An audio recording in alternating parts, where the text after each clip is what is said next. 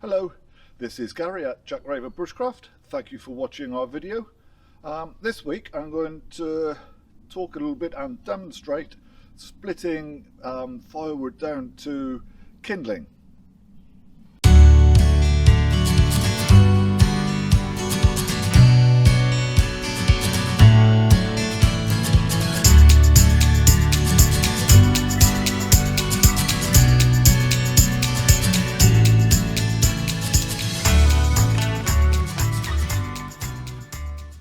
I've done videos previously around splitting firewoods. I've done a video about splitting firewood on a stump, such as this one. I've done a video on splitting firewood when you don't have a stump, so just onto the ground. If you haven't watched those, then I would recommend that you do. I will add in links to those videos so you can access them easily. Well, this week I wanted to talk a little more about making kindling. So what do we need to do for our kindling? So as just a little refresher, when it comes to splitting our firewood, let me just put the mask down. I'm looking for a stump that is about knee height here, and I've got the piece of wood furthest away from me on the stump, so I'm going to stand side on here so you can kind of see what's going on. So I've got the stump on the piece of wood I'm splitting is on the further side of the stump. I'm going to get my legs apart, line myself up here, so I know that I'm in about the right kind of area, so that when I make my strike it's going to land on the target. So as I say, this is just a little refresher, so I'm just going to split this down. Didn't do quite as I'd hoped there. That's okay, take that out and just give it another go.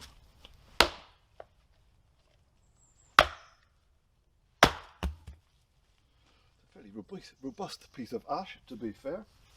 So, got split down into half, and split that down now into a quarter.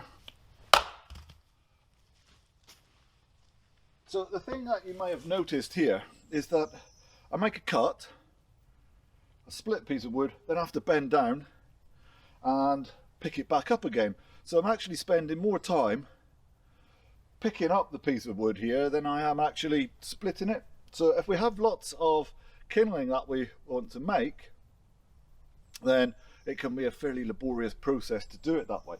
So what I will often do instead is use a stick. So what I could do now is use the stick to hold the piece of wood still, and I can use the axe in this hand to split down. Now, there are a few important safety points that we need to be aware of here. So my hand is not down this end of the axe, so the knob end, it is kind of probably halfway up, so more in the belly of the axe. So I could be holding it down at the knob, I could be strangling. I've done a video on strangling an axe and where that might be useful. But here, it's probably halfway along the handle, like so. Now if I'm stood like this, so I'm lined up with the piece of wood, then when either if I miss or if the cut is finished, well, the axe is coming straight into my leg. So what I need to do is make sure that I'm stood offside. So now when I make the cut, the axe is going to go this way. So like this, so as I say, I'm holding it with the stick, and then I can, whoops, my split stick, snap. I can hold my piece of wood with my stick,